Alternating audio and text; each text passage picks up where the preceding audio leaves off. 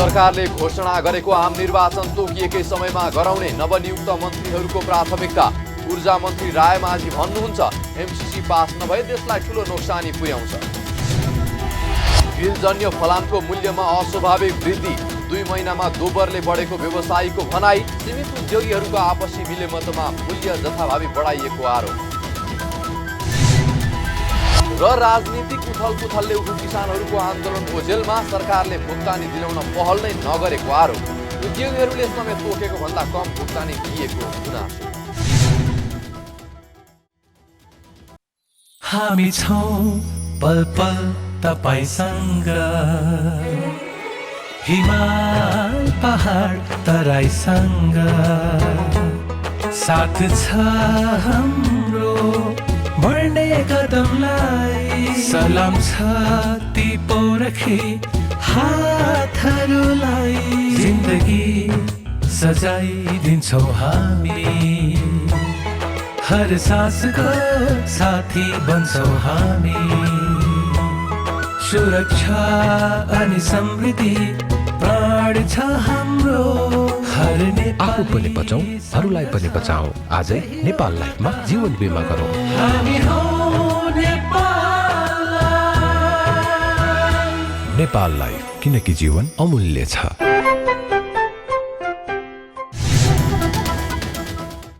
नमस्कार, कारोबार समाचारमा स्वागत छ। अब समाचार विस्तारमा।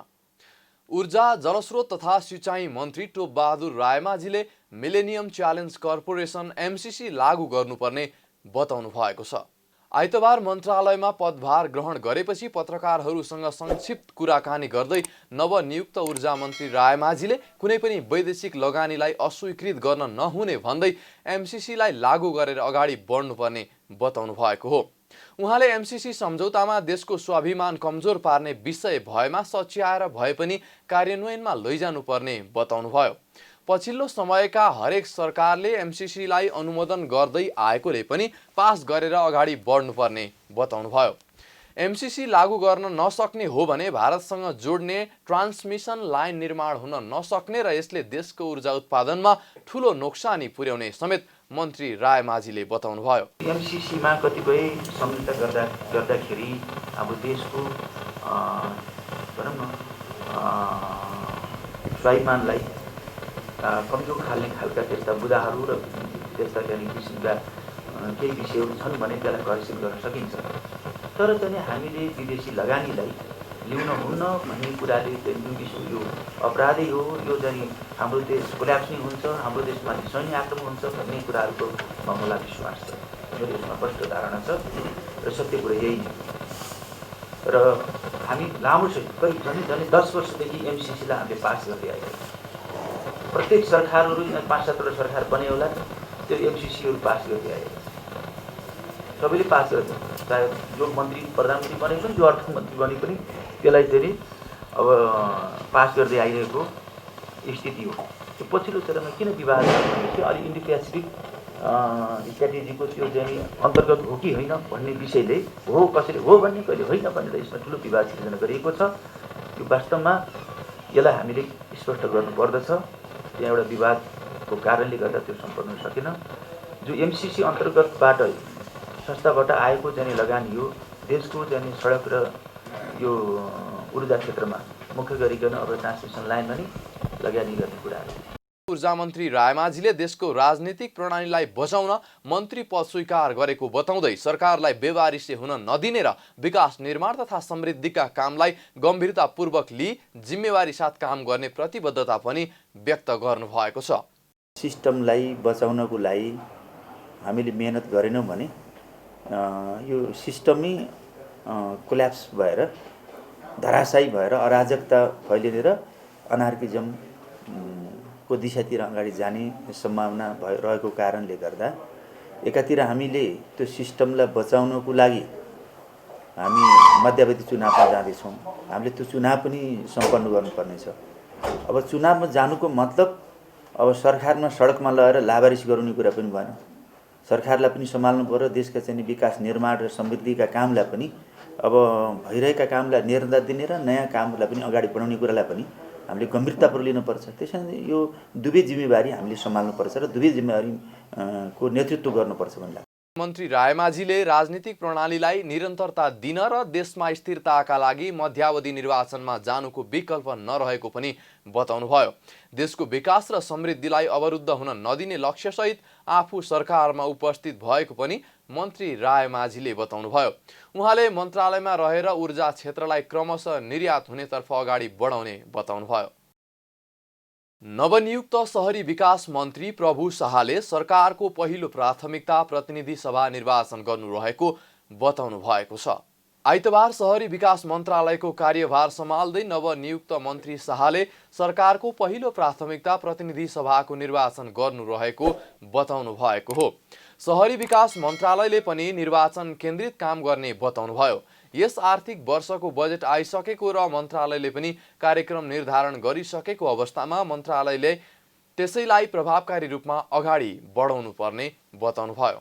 सरकारको मुख्य कार्यभार निर्वाचन प्रभावकारी बनाउनु भएकोले तोकिएकै समयमा निष्पक्ष रूपमा निर्वाचनमा केन्द्रित हुने मन्त्री शाहको भनाइ छ। यो सरकारको पहिलो प्राथमिकता भनेको प्रतिनिधि सभाको निर्वाचन हो। त्यसैले हामी यो सरकार यो मन्त्रालयको तर्फबाट पनि सरकारलाई र खास गरी चुनावलाई हामी टार्गेट गरेर काम गर्न अगाडि बढाउँछौँ। र दोस्रो भनेको यो आर्थिक वर्षको बजेट आइसकेको छ र निर्धारित कार्यक्रमहरू बनिसकेका छन्। त्यसले प्रभावकारी ढङ्गले हामी अगाडि बढाउँछौँ।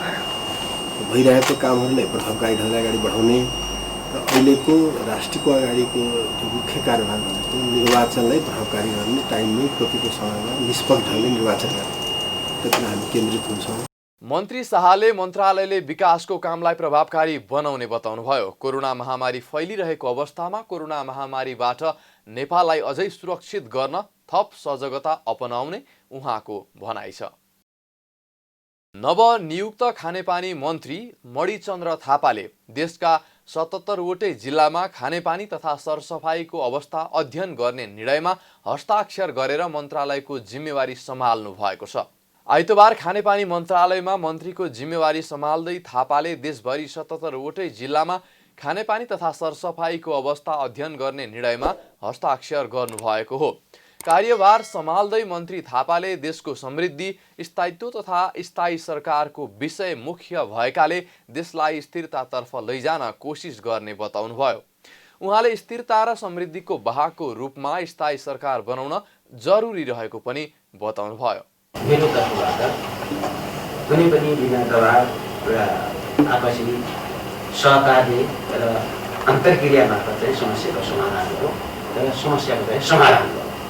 समस्यालाई नबदलाउँ, समस्याको समाधान गर्नु, त्यो समस्याको समाधानको चाहिँ बेनिफिट नेपाली जनताले प्राप्त गर्नुपर्छ, उनीहरूको आवश्यकता पुरा हुनुपर्छ र हामी सबैले गऱ्यौँ भन्ने चाहिँ एउटा सेन्टिमेन्ट, एउटा विचार, एउटा धारणा चाहिँ हामीले दिनुपर्छ भन्ने म चाहिँ त्यसको विचार मात्र राख्छु, मैले आफ्नो विचार राख्छु।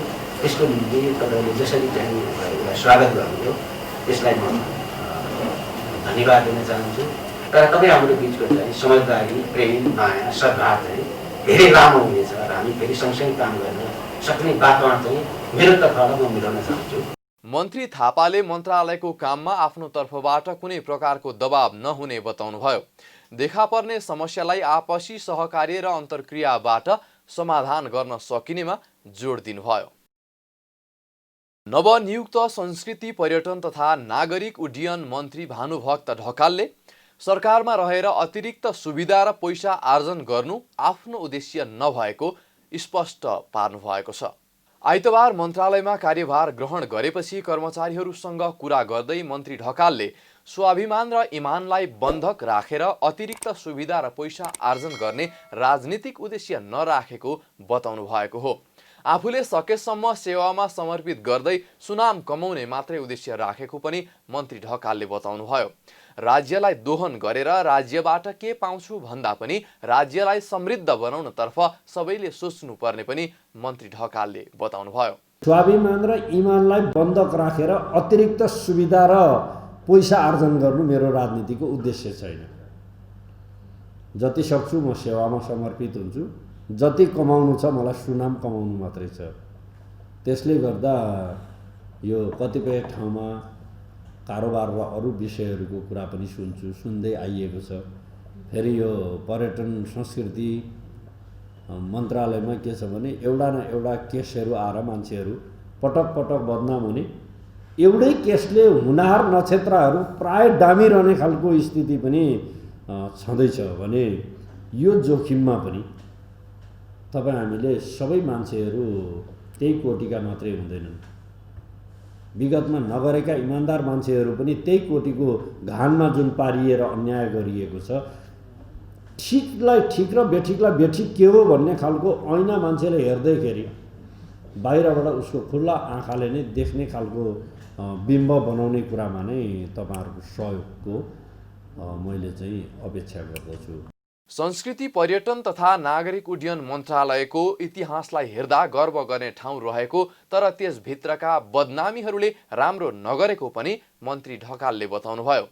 तारागाउँ समितिको पनि आफ्नै महत्त्व भएको तर त्यसभित्रको कथा बेग्लै भएकाले त्यसलाई सुधार गर्न आफूले अध्ययन थाल्ने पनि मन्त्री ढकालले बताउनुभयो। मन्त्री ढकालले कर्मचारीलाई काम गर्न सहज वातावरण निर्माण गर्ने कुरामा आफूले सधैँ ध्यान दिने बताउनुभयो। नवनियुक्त भूमि व्यवस्था सहकारी तथा गरिबी निवारण मन्त्री डाक्टर शिवमाया तुङबा हाङफेले कानुन न्याय तथा संसदीय मामिला मन्त्रालयमा रहँदा अपेक्षा अनुसार काम गर्न सफल भएको दावी गर्नुभएको छ। आइतबार कानुन मन्त्रालयबाट विदाय हुने क्रममा मन्त्री तुङबा हाङफेले विभिन्न ऐन नियम बनाउने सन्दर्भमा महत्त्वपूर्ण उपलब्धि हासिल गर्न सफल भएको दावी गर्नुभएको हो। मौलिक हकसँग जोडिएका विषयमा आफूले पद बहाली गर्दा हस्ताक्षर गरे अनुसार नै अधिकांश ऐन र नियमावली निर्माणमा सफलता प्राप्त गरेको बताउनुभयो। मौलिक हकसँग जोडिएका 16वटा ऐन बनाएकोमा 14वटाको नियमावली बनाइसकेको र 2वटा बन्ने क्रममा रहेको बताउनुभयो। यस्तै 12वटा मस्यौदाका लागि सैद्धान्तिक सहमति दिएको पनि मन्त्री तुङबा हाङफेले बताउनुभयो।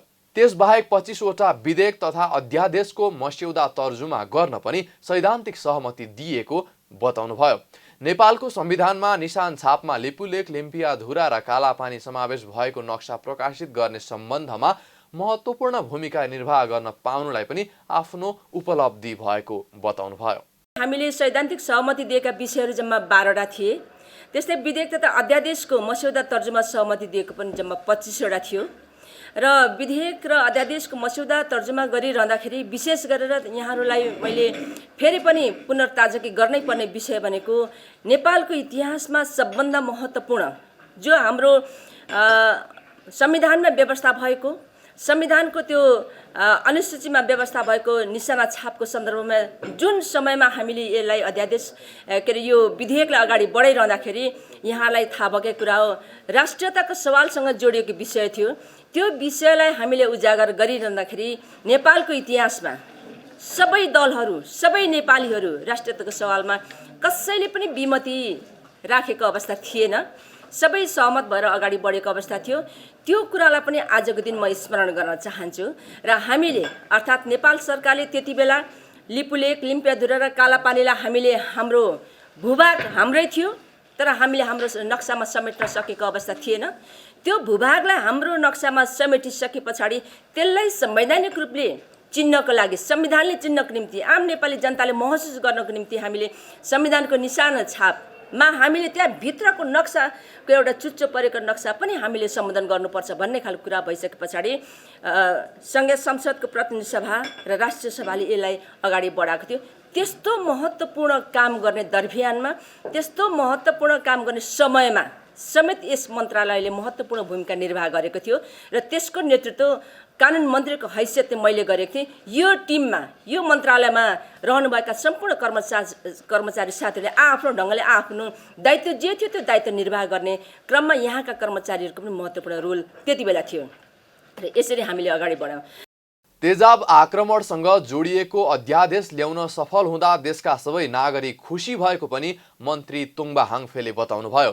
जबरजस्ती करणी, यौनजन्य हिंसा लगायतका घटनामा कसुरदार ठहरिने अवस्थासम्म पुग्न नदी मेलमिलाप गराउने प्रचलनलाई अन्त्य गर्न मेलमिलाप गराउने व्यक्तिलाई समेत कानुनी कारबाही गर्ने व्यवस्था गर्न सफल भएको पनि बताउनुभयो। त्यसबाहेक सङ्घ, प्रदेश र स्थानीय तहबीच समन्वय हुने गरी ऐन नियमहरू निर्माण गरिएको पनि उहाँले बताउनुभयो। प्रतिनिधि सभा विघटनपछि पुनर्गठन भएको मन्त्रीमण्डलमा युवा तथा खेलकुद मन्त्रालयको जिम्मेवारी पाउनुभएका दावा लामाले आइतबार पदभार ग्रहण गर्नुभएको छ। सिंहदरबार स्थित युवा तथा खेलकुद मन्त्रालयमा नवनियुक्त मन्त्री लामाले पदभार ग्रहण गर्नुभएको हो। नवनियुक्त मन्त्री लामालाई मन्त्रालयले एक कार्यक्रमको आयोजना गरी स्वागत गरेको छ। शुक्रबार मन्त्रीमण्डल विस्तार भएसँगै सोही दिन शपथ खाइसक्नुभएका लामाले आइतबार मात्र मन्त्रालयको जिम्मेवारी सम्हाल्नु भएको हो। पदभार ग्रहण गरेपछि युवा तथा खेलकुद मन्त्री लामाले खेल क्षेत्रका विज्ञ व्यक्तित्व र खेल क्षेत्रमा जीवन बिताएका खेलाडी र विज्ञसँग परामर्श गरेर खेलकुद क्षेत्रमा परिणाममुखी योजनाका साथ काम गर्ने प्रतिबद्धता व्यक्त गर्नुभयो। म अहिले धेरै कुरा राख्ने भन्दा पनि सचिवज्यू लगायत सम्पूर्ण कर्मचारी साथीहरूसँग छलफल गरेर परामर्श गरेर र यहाँका सम्पूर्ण अहिलेसम्मका चाहिँ अब पुराना नियमित कार्यक्रमहरू र अब बनाउनु पर्ने नयाँ कार्यक्रमको सन्दर्भहरूमा छलफल र परामर्श गरेर म अगाडि बढ्नेछु। नवनियुक्त लामा 2064 सालको संविधान सभा सदस्य हुनुहुन्थ्यो। यसअघिका खेलकुद मन्त्री जगत बहादुर विश्वकर्मा आजै मन्त्रालयबाट विदायी हुनुभएको थियो। पछिल्लो समय ग्रिलजन्य फलामको मूल्य अस्वाभाविक रूपमा बढेको छ। कोभिड-19 को कारण बन्द भई मारमा परेका उद्योगहरू बिस्तारै सञ्चालनमा आउन नपाउँदै ग्रिलजन्य फलाम र निर्माण सामग्रीको अनियन्त्रित रूपमा भएको उच्च मूल्य वृद्धिले सम्पूर्ण ग्रिल उद्योग बन्द हुने अवस्थामा पुगेको हो। ग्रिल तथा स्टिल व्यवसायीहरूले पछिल्लो समय ग्रिलजन्य फलामको मूल्य अस्वाभाविक रूपमा बढेको बताएका छन्। व्यवसायीहरूको छाता संगठन ग्रिल तथा स्टिल व्यवसायी महासंघ नेपालले ग्रिलजन्य फलामको मूल्य अत्याधिक अनियन्त्रित र अस्वाभाविक रूपमा बढेको बताएका हुन्, जसका कारण व्यवसाय नै धराशायी हुने स्थितिमा पुग्न सक्ने भन्दै चिन्ता व्यक्त समेत गरेका छन्। कोभिड-19 को कारण बन्द भई मारमा परेका उद्योगहरू बिस्तारै सञ्चालनमा आउन नपाउँदै ग्रिलजन्य फलाम र निर्माण सामग्रीको अनियन्त्रित रूपमा भएको उच्च मूल्य वृद्धिले सम्पूर्ण ग्रिल उद्योग बन्द हुने अवस्थामा पुगेको महासंघका अध्यक्ष मोहन कटुवालले बताउनुभयो। अन्तर्राष्ट्रिय बजारमा फलामको कच्चा पदार्थ ब्लेडको मूल्यमा भएको वृद्धि भन्दा नेपाली बजारमा दोब्बर मूल्य बढेको उहाँको भनाइ छ।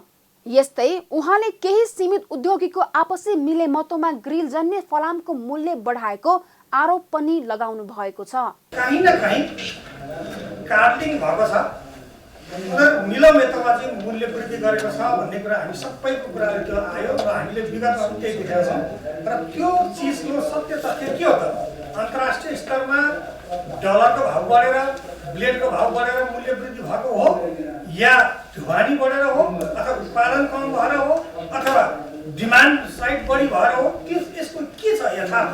हामी वैज्ञानिक ढङ्गले बढेको कुरामा हामी कुनै पनि विरोध छैन, तर नियतवश बाहिर 10% बढेको छ र नेपालमा चाहिँ 50% बढाउने हो, 30% बढाएको हो भने यो हाम्रो लागि सही हुने छैन। हामी व्यवसाय उद्योगी मात्र नभई उपभोक्ता पनि हो। निर्माण क्षेत्र सबैतिर त अवस्था छ, किनभने हामीले फलामको मात्रै कुरा हुँदैन, सिमेन्ट डन्ठदेखि लिएर अरू सामान बढ्दा पनि निर्माण नभएपछि हाम्रो कामहरू रोकिन्छ। त्यसकारण हाम्रो चासो यतिखेर राज्य कमजोर अवस्थामा छ। धमिलो पानीमा माछा मार्ने जुन चलन आइपुरी कुराहरू आइसक्यो त्यो चिज चाहिँ रोक्नुपर्छ। अहिले अन्तर्राष्ट्रिय स्तरमा बढेको मूल्य वृद्धिको रेसियोमा मूल्य वृद्धि गराएकै छैन, त्यसको दुगुना भन्दा बढी लिएको छ। कोभिडका केही सीमित व्यवसायी सीमित उद्योगीले वास्तवमा अहिले सामाजिक उत्तरदायित्व पुरा नराखिने गरेकोले हामीले यसको लागि काम गरेका छौँ। यसको लागि सबै जिल्ला क्षेत्र इकाइ र सिंह नेपालभरिका व्यवसाय हकिममा महासङ्घले के छ यसको सत्य तथ्य निकासका लागि हामी पहल गर्छौँ। ग्रिलजन्य फलामको मूल्य अस्वाभाविक रूपमा बढ्दा कोरोनाको संक्रमणका कारण प्रभावित आम उपभोक्ता समेत मारमा परेका छन्। यसबाट देशभरि सञ्चालित 11,000 भन्दा बढी ग्रिल उद्योग बन्द हुने जोखिममा रहेको अध्यक्ष कटुवालले गुनासो गर्नुभयो। यस्तै करिब 1,60,000 श्रमिक र 3मा आश्रित 15 लाख व्यक्तिको रोजगारी गुम्ने उहाँको चिन्ता छ। व्यवसायीहरूले बजारमा देखिएको अस्वाभाविक मूल्य वृद्धिको अनुगमन गरी उचित कारबाही चलाउन सरकारको ध्यानाकर्षण समेत गराएका छन्। उनीहरूको अनुसार पछिल्लो 2 महिनामा मात्रै ग्रिलजन्य फलामको मूल्य प्रति किलो 60% भन्दा धेरैले बढेको छ। नेपालमा ग्रिल व्यवसायले मात्रै वार्षिक 50 अर्ब बढीको ग्रिल जन्य सामग्रीहरूको उत्पादन गर्दै आएका छन्। उखुको भुक्तानी माग गर्दै विभिन्न जिल्लाबाट काठमाडौँ आएका किसानहरू विगत 15 दिनदेखि माइतीघर मण्डलामा प्रदर्शन गरिरहेका छन्। तर पनि सरकारले उनीहरूको भुक्तानी दिलाउन कुनै पहल गरेको छैन। यो बीचमा केही उद्योगीले किसानको खातामा रकम पठाएका छन्, तर सरकारले तोकेको भन्दा पनि कम दरमा भुक्तानी पाएको किसानहरूको गुनासो छ। त्यसैले सबै किसानको खातामा सबै भुक्तानी नपाउँदासम्म आन्दोलन जारी राख्ने किसानहरू बताउँछन्। हलो, उखु र विभिन्न माग लेखिएका प्लेकार्ड लिएर विगत 15 दिनदेखि उखु किसानहरू आफ्नो पसिनाको भुक्तानी पाउनुपर्ने माग गर्दै केन्द्रीय राजधानीको माइतीघर मण्डलामा आन्दोलन गर्दै आएका छन्। विगत 7 वर्षदेखिको भुक्तानी मिल सञ्चालकहरूले नदिएपछि किसानहरूले निर्णायक आन्दोलन गर्न भन्दै काठमाडौँ आएका हुन्। गत वर्ष पनि उनीहरूले यस्तै आन्दोलन गरेका थिए, तर सरकारको रोहबरमा किसान र उद्योगी बीच 1 महिनाभित्र भुक्तानी दिने सहमति भएपछि किसान घर फर्किएका थिए। तर 1 वर्षसम्म पनि भुक्तानी नपाएपछि तिनै किसान फेरि काठमाडौँ आई आन्दोलन गरिरहेका छन्। 15 दिनसम्म आन्दोलन गर्दा पनि सरकार नसुने झै गरी बसिरहेको छ। किसानहरू आन्दोलन गरेको देखेपछि केही उद्योगीले किसानको खातामा रकम पठाउन थालेका छन्, तर सरकारले तोकेको मूल्य भन्दा पनि कम दरमा भुक्तानी पठाएको किसानहरूको गुनासो छ। उखु किसान सङ्घर्ष समितिका सदस्य माया शङ्कर प्रसाद यादवले सरकारले प्रति क्विन्टल 471 रुपैयाँ 28 पैसा मूल्य तोकेको भए पनि उद्योगीहरूले 435 रुपैयाँ मात्रै भुक्तानी दिएको गुनासो गर्नुभयो। सबै किसानले पाउनुपर्ने सम्पूर्ण भुक्तानी नपाउँदासम्म आन्दोलन जारी राख्ने पनि उहाँले बताउनुभयो। यो आन्दोलन आजको होइन, हामी 5 सालदेखि चाहिँ पीडित छौँ यो उद्योगपतिसँग। यो बार चाहिँ हामी आन्दोलन गर्ने, आन्दोलन गर्दाखेरि चाहिँ अलिअलि पैसा चाहिँ दिइहाल्ने। अहिले जुन यो आन्दोलन हाम्रो 15 दिनदेखि चलिरहेछ, त्यो यो सरकारले अहिले पनि कानमा तेल बसेर चाहिँ सुतिरहेछ। यसलाई यो पनि थाहा छैन कि हाम्रो रेट कति हो। हाम्रो चाहिँ 471 रुपैयाँ 28 पैसा पाउनेमा अहिले आजको डेटमा हिजो अस्ति पनि उद्योगपतिले हालिरहेछ भने 435 रुपैयाँ मात्र हालिरहेछ। यो 36 रुपैयाँ 28 पैसा कहाँ गयो, कसले एक गर्यो, यो कहाँ छ, अहिले अख्तियार कहाँ छ? यसले चाहिँ लुटिरहेछ, किसानलाई ठगिरहेछ। चाहिँ यसलाई त अख्तियार लाग्नु पर्यो। जबकि हाम्रो चाहिँ रेट नै 471 रुपैयाँ 28 पैसा हुनुपर्नेमा चाहिँ यसले 435 रुपैयाँ मात्र दिइरहेछ। त्यो सरकारले आफ्नो रेट जुन तोकिया छ यो यकिन छ कि छैन? म कृषि मन्त्रालयसँग सोध्न चाहिरहेको छु तपाईँहरूको मार्फत कि हाम्रो किसानलाई यहाँ आएर भनिदिनु पर्यो कि 471 रुपैयाँ 28 पैसा उद्योगपतिसँग पाउने हो कि हामी 435 रुपैयाँ पाउने हो?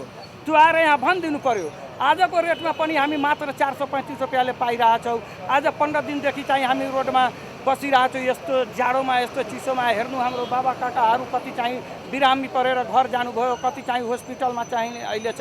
अहिले सरकार र उद्योगपति हामीलाई केही गरिरहेको छैन। पेमेन्टको बदलामा चाहिँ हामीलाई जुन पुरा पैसा जुन पाउनु पर्ने भने त्यसमा पनि अहिले चाहिँ घोटालाको यो छ। किसानलाई ठग्ने काम गरिरहेछ उद्योगपति मिलेर, तर सरकारले हामीलाई केही भनिरहेको छैन। यो त ठुलोलाई पाखा, सानोलाई ठुलोलाई काखा र सानोलाई पाखा जस्तो भइसकेको छ। हामी चाहिँ रोडमा घुमिरहेछौँ, चाहिँ यसले दिन देखाएर त्यो हाम्रोहरूको स्टेटमेन्ट छ, त्यसमा चाहिँ सरकारले भनिदिनु पर्यो कि 471 रुपैयाँ तपाईँको रेट छैन। चिनी उद्योगीहरूबाट उखु किसानहरूले करिब 90 करोड रुपैयाँ भुक्तानी लिन बाँकी छ। विगत 7 वर्षदेखिको भुक्तानी पाउन बाँकी रहेको आन्दोलनमा सहभागी किसानहरूले बताएका छन्। आफूहरूले दुःख गरेर उब्जाएको उखुको भुक्तानी नपाउँदासम्म आन्दोलनलाई जारी राख्ने किसानहरूले बताए। हामी आएको 17 दिन भइसक्यो। हाम्रो आन्दोलनको यो 15 दिन हो। हामीसँग अरू कुनै विकल्प छैन। सरकार भेट्दैन, उद्योगपति भेट्दैन। त्यही भएर हामीको टाइम निश्चित छैन, समय सीमा निश्चित छैन। जबसम्म हामीहरूले आफ्नो पैसा र अरू सबै साथीभाइ किसानको पैसा पाउँदैन भने यो सडकको त कुरै छोडिदिनु। यो सरकारलाई, यो उद्योगपतिलाई र त्यही दलाललाई शक्ति छ भने हामीलाई मारेर घर पठाइदियोस्।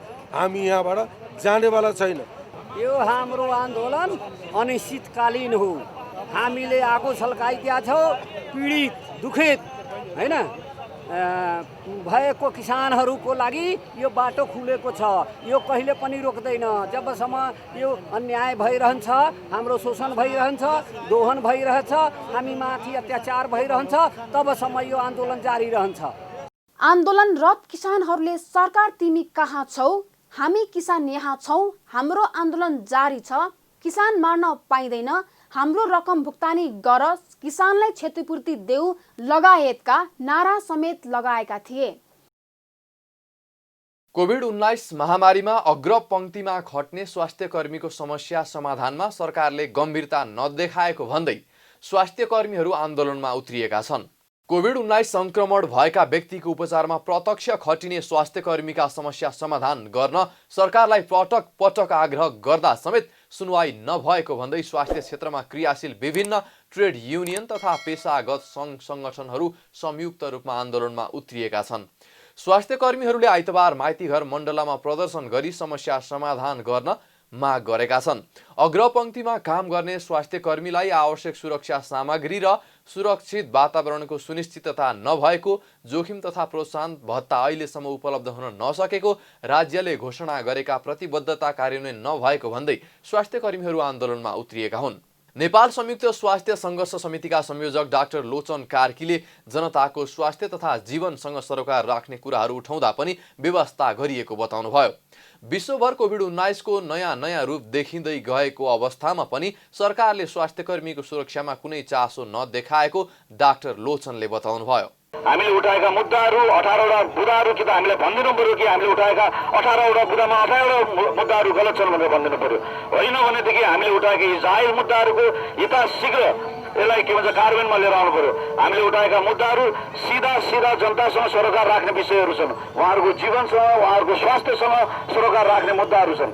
आज कोभिडमा हामीले देखेका छौँ कि हामीले आफ्नो सङ्घ सङ्गठन पेसागत एक एकवटा सङ्गठनको रूपमा हामी पटक स्वास्थ्य मन्त्रालय गयौँ, पटक हामीले उहाँहरूको ध्यान आकर्षण गर्न खोज्यौँ, तर हाम्रा कुराहरू उहाँहरूले सुनेर पनि नसुने जस्तो गर्नुभयो। कुनै पनि निर्णय गर्ने कुराहरूमा हामीलाई संलग्नता रोप्ने गराएन। पटक निर्णयहरू गलत निर्णय हुँदै फेरि त्यो निर्णयलाई फिर्ता लिनुपर्ने बाध्यता आयो। हामीले देख्यौँ स्वास्थ्य कर्मीहरू आज हरेक स्वास्थ्य कर्मीको जुत्तामा तपाईँ आज उभिएर सुन्नुभयो भनेदेखि तपाईँले त्यहाँ कति रोदन सुन्नुहुन्छ, कतिवटा आँखाका आँसुहरू तपाईँले सुन्नुपर्छ जो तपाईँले थाहा पाउनुहुन्छ। कतिजना साथीहरू बितिसक्नु भएको छ, कतिवटा साथीहरू आइसियूमा भर्ना हुनुभएको छ, कतिवटा साथीहरू आइसियूबाट निस्केर पनि काम गर्न नसक्ने परिस्थितिमा हुनुहुन्छ, तर पनि राज्यले हामीतिर ध्यान दिँदैन। स्वास्थ्य कर्मीहरूले आइसियू, भेन्टिलेटर लगायतका उपकरणहरूको संख्या बढाउनु पर्ने, ट्रेसिङ, परीक्षण, आइसोलेसन, उपचारको दायरा बढाउनु पर्ने, स्वास्थ्य कर्मीलाई उपलब्ध गराइने भनिएको जोखिम भत्ता उपलब्ध गराउनु पर्ने, सञ्चार तथा यातायात खर्च सहज तरिकाले उपलब्ध गराउनु पर्ने, निश्चित मापदण्डका आधारमा स्वास्थ्य कर्मीहरूलाई क्वारेन्टाइन, आइसोलेसन तथा बिदाको व्यवस्थापन हुनुपर्ने, संक्रमित स्वास्थ्य कर्मीहरूका लागि छुट्टै डेडिकेटेड अस्पताल हुनुपर्ने लगायतका माग राखेका छन्। आफूहरूको माग सम्बोधन नभए सङ्घर्षका कडा कार्यक्रम ल्याउने समेत उनीहरूले चेतावनी दिएका छन्। साताको पहिलो दिन शेयर बजारमा पहिरो गएको छ। आइतबार बजार खुलेदेखि नै निरन्तर ओह्रालो लागेको शेयर बजारमा झन्डै 40 अङ्कको पहिरो गएको हो। शेयर बजार मापन गर्ने नेप्से परिसूचकमा 39.98 अङ्कले घटेर 1998.65 अङ्कमा ओर्लिएको छ। धितोपत्र बोर्डले ब्रोकर कमिसन करिब 33%ले घटाए पनि लगानीकर्तामा भने कुनै उत्साह देखिएको छैन। परिसूचक घटेसँगै कारोबार रकम पनि पछिल्लो करिब 1 महिना यताकै न्यून भएको छ। बजारमा नेप्से परिसूचक ओह्रालो लागेको दिन कारोबार रकम समेत 4 अर्ब 66 करोड रुपैयाँमा सीमित भएको छ। नेप्से परिसूचक र कारोबार रकम दुवै घट्दा सबै समूहको परिसूचक राताम्य भएका छन्।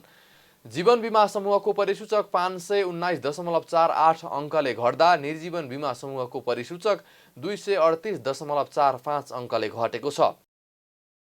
कारोबार समाचारमा अब सुन चाँदी र विदेशी विनिमय दर सम्बन्धी जानकारी।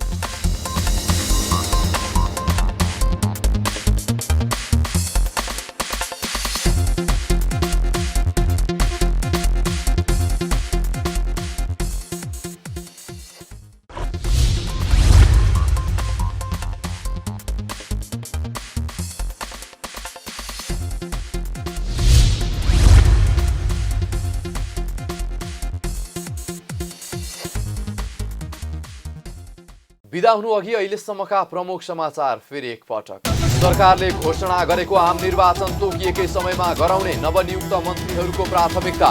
ऊर्जा मन्त्री रायमाझी भन्नुहुन्छ एमसीसी पास नभए देशलाई ठूलो नोक्सानी पुर्याउँछ।